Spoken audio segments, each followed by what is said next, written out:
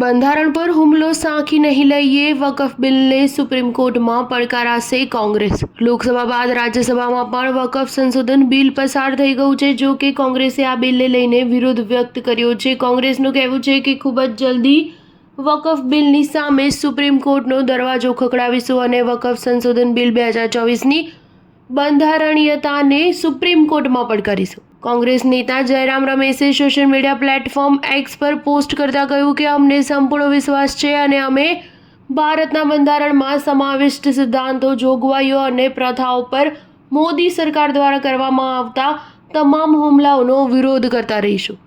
નોંધનીય છે કે રાજ્યસભામાં વકફ બિલ પરની ચર્ચામાં વિપક્ષી પક્ષોએ ભારે વાંધો ઉઠાવ્યો હતો અને આ બિલને મુસ્લિમ વિરોધી પણ ગણાવ્યું હતું। લોકસભામાંથી વકફ સંશોધન બિલ પસાર થયા બાદ એમ.કે. સ્ટાલિન બિલનો વિરોધ કરવા માટે કાળી પટ્ટી બાંધીને ગૃહમાં પહોંચ્યા હતા। દરમિયાન તેમણે કહ્યું હતું કે ભારતમાં મોટી સંખ્યામાં પાર્ટીઓનો વિરોધ છતાં સહયોગીઓના ઇશારે રાત્રે 2 વાગે સંશોધનને પસાર કરીને બંધારણની સંરચના પર હુમલો છે। આ સિવાય વકફ બિલને લઈને એમ.કે. સ્ટાલિને કોર્ટનો દરવાજો ખખડાવવાની જાહેરાત કરી હતી। તમિલનાડુના મુખ્યમંત્રી અને ડીએમકે અધ્યક્ષ એમ.કે. સ્ટાલિને ગુરુવારે કહ્યું હતું કે અમારી પાર્ટી આ બિલ સામે સુપ્રીમ કોર્ટમાં અરજી કરશે। સ્ટાર ન્યૂઝ 7 હંમેશા સચ્ચાઈની સાથે।